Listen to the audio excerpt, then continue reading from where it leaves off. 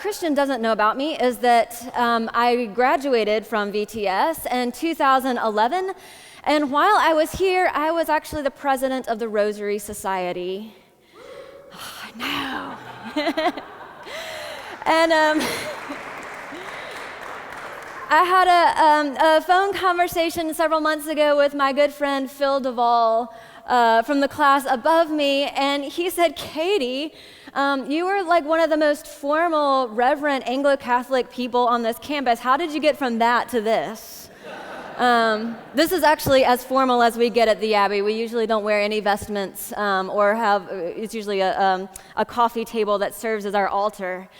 But it is a sort of an interesting point, what does it mean to sort of go into the world and preach the gospel, and what draw does that have on us, whether we are, sort of praise band centric or Anglo-Catholic and Rosary Society oriented.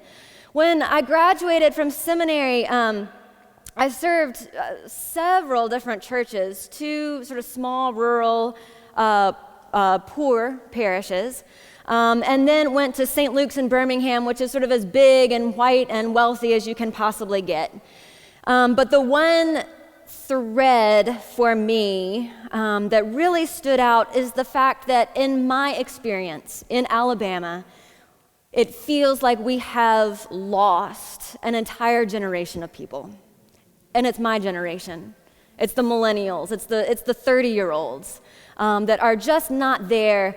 And those of us who are still sitting in the pews in church, we're not even disenfranchised. We were never franchised to begin with. And just aren't feeling like, we have the power or the spiritual authority or sort of the story of salvation behind us in order to take charge and take leadership in the church. We've got the priests, we've got millennial priests, but we don't have millennial deacons, and we don't have millennial lay leadership, which is the most important order of ministry anyway. And so a lot of the Abbey was conceived as, we are intergenerational, absolutely, but how do we really how do I help lift up people that are my own age? And one of the ways that we do that, really the primary way that we are trying to do that, is by being a place that holds space for younger people, that holds space. We can't necessarily produce super awesome events or super awesome music, but we can hold that space, and we can hold it in a really hospitable way, which for us is by having really good coffee and really comfortable places to sit where people can come and reimagine and rediscover the Christian tradition. And part of that is also, as in the video, is not being Sunday morning centric. The Abbey's open 7 days a week. And we see people floating through and walking in on sort of these random, spontaneous spiritual conversations all week long. We were all really drawn, it felt like, in this room to Stephanie Speller's chart that she put up yesterday morning, right, of sort of the established church, quotes, view of what church should look like versus the missional church. And what I really want to talk to you about this morning is the fact that making that mind shift from the established church to the missional church is not free. It costs something. And it costs both the established church something, and it costs the missioners something. It costs everyone in this room here something. And one of those things is how we redefine success. At VTS, I worked on my senior thesis with Dr. Ye, and I went to him the first day and said, I want to write about the speeches in the Acts of the Apostles, because Acts 2 just annoys me all to hell. Because Peter gets up and he gives this speech, and it ends with, and on that day, 2,000 people were baptized, which makes me and my little group up here seem like an utter failure. And so as I was looking at the scriptures for this event, I discovered that actually back in the Gospel of Luke, Jesus gives a different perspective, where he says, remain in the same house. Don't move around from house to house.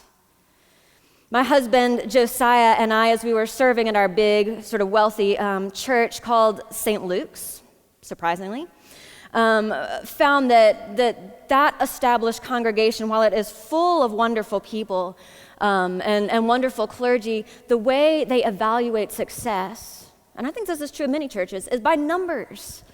Your ASA, or if we had a young adult event, well, how many people were there? How many people are being confirmed this Sunday? How much have we raised in pledges? And being the associate for young adults, just about everything we did, measured by that standard, failed. We tried parties, we tried barbecues, we tried beer and wine galore, stewardship events, beer and play and pizza on the lawn, and many a gimmicky Thursday night Bible study like The Hobbit and God. And it just didn't work. And so instead, we started taking one or two younger people at a time and inviting them over to our house for dinner. Not to the church, but like to our house. Let us cook for you. Let us pour you a glass of wine. Let us find out really authentically and deeply, who you are. And it worked. It's worked. And a lot of those young adults that we have invited over to our house for dinner are now part of the Abbey and our movement. This is a young adult EFM group that I mentor. And we sort of have about the same number of people, a dozen to 20, as part of our worshiping community. At the Abbey, we see, because we're open, 24/7, we probably see 400, 450 people a week. We see 12 at a time. Kind of a magical number, 12, right? But reevaluating success in that way, it costs something. One thing that our panel, I'm sure, will talk about is the need to start redefining success in terms of the stories that we are able to tell. We've talked about that a lot this weekend. There are a couple of, they call themselves the old men in this picture, John and Joy, and they are one of the many stories that I've got to tell about the Abbey. They are a gay couple. They've been together almost 40 years, which is amazing. They are very Catholic, not Anglo-Catholic. They are Catholic. They are still Catholic, they tell me. Although when the last time our bishop came to visit, during the peace, we had a confirmation, and during the peace, they came up with arms waving, wanting to be received into the Episcopal Church. So that was really a magical moment for us. Or the story that I heard told to me by one of my EFM students who is a therapist in Alabama. And she said she is working with an unnamed person who is transgender. And she was asking this person if they are religious in any way. And they said, well, no, I hate church. But I drink coffee at this coffee shop called the Abbey all the time. And the Episcopalians, they are okay. But how do we get the established church to accept our stories as a measure of success? I don't quite have an answer to that yet, but that's what this conference is about, right? How do we get our stories to become a measure of success? There's a little inset in that quote from Luke 10 that I was mentioning earlier, the one about don't move around from place to place, stay in one house, eating and drinking whatever they provide, for the laborer deserves to be paid.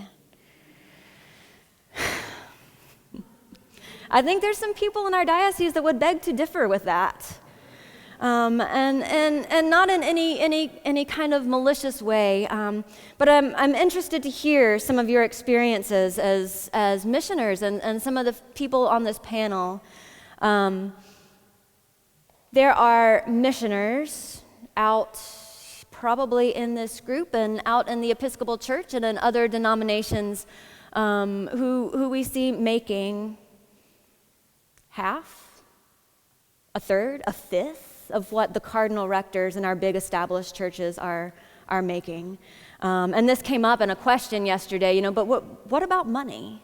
And it really is. I mean, it is a big deal that one of the things that this conference and we need to be working on is how do we help the church prioritize this work that we are doing? And how do we help them see that it is important and that it is biblical? And got sort of lots of head nods when I said, we're missing a whole generation here. And we're going to start to feel that, both spiritually but also monetarily and financially. And that's one of these hard questions that we really have to think about.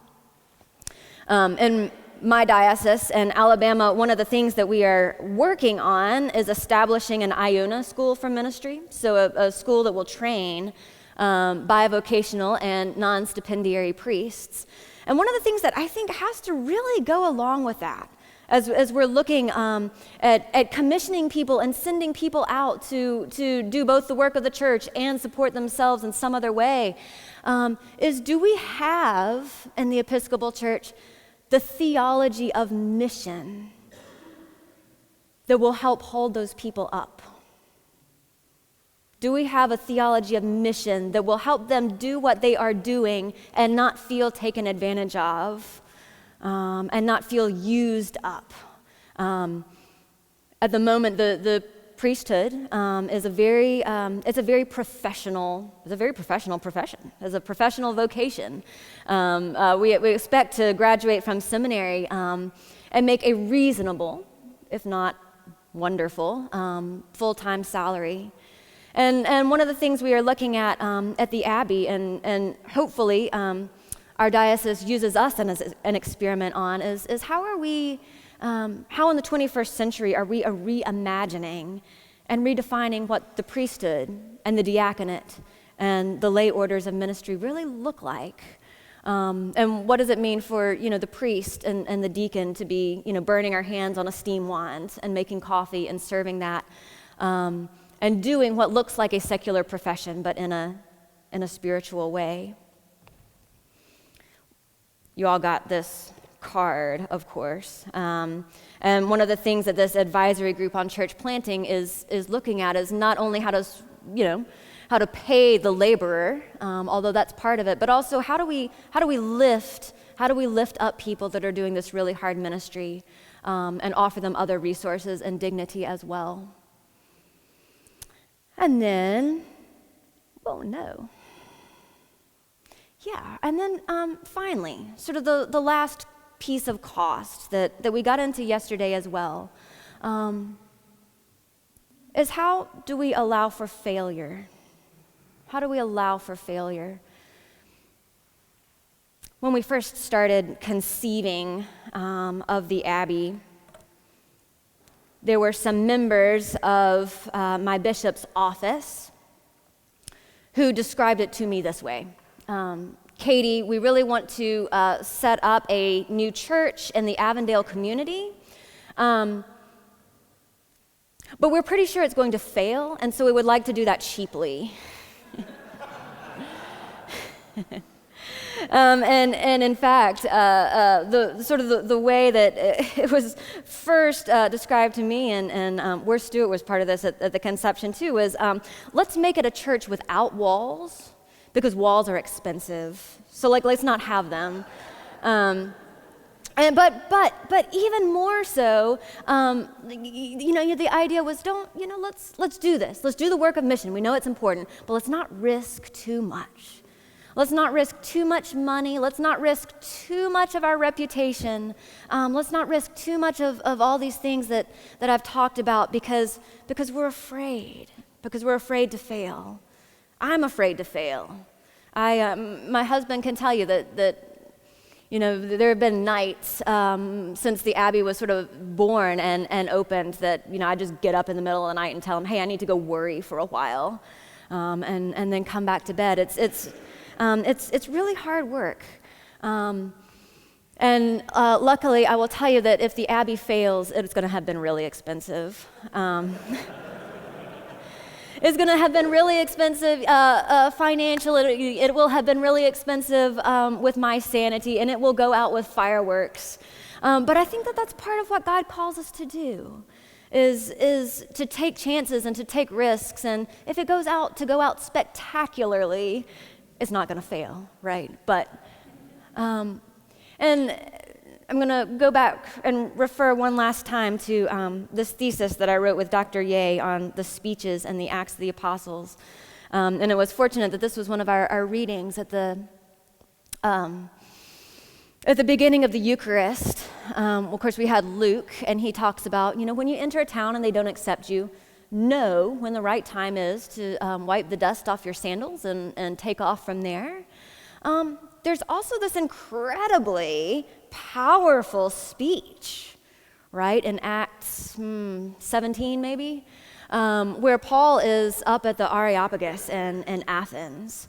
And I mean, it's the one that we all remember, that we all can quote something from, right? The statue that is to the unknown God, and Paul preaches powerfully and passionately.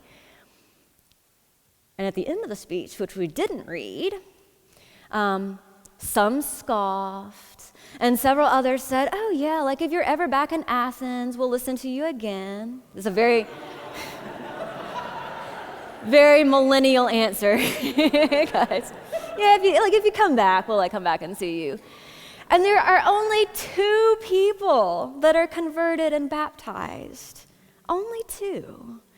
And I remember Dr. Ye, a professor of the New Testament, said, this speech was a failure.